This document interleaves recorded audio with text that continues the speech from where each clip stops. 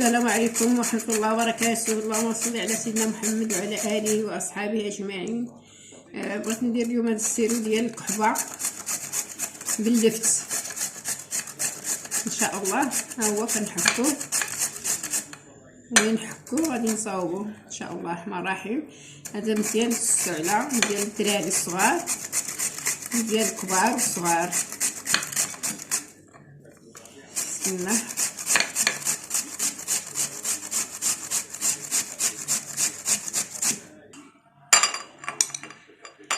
نديرو هنا، نديرو عليه السكر. بسم الله.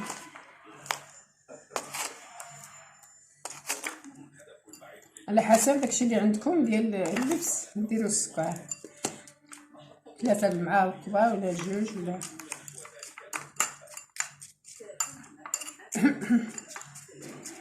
صافي. غتخليو هكا، غديروا ليه بلاستيكه وغديروه في الثلاجه تخليوه، ولا ديروه في الثلاجه وتخليوه.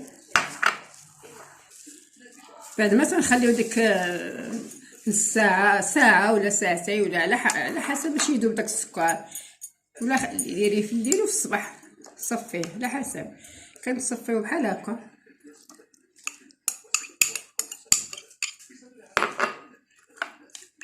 ها هو السيرو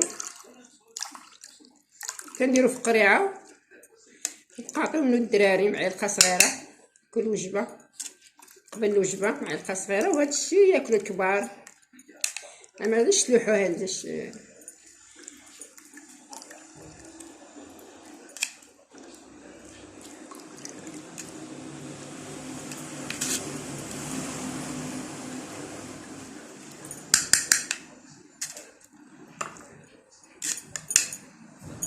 هذا يمكن لكم تاكلوه ماشي تلوحوه، راه مزيان حلو وزوين.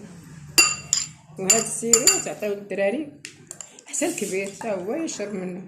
ديروا في قريعه ديال الدجاج معمقه وشربوه. هذا هو العلاج ديال السعال. والشفاء ان شاء الله الرحمن الرحيم.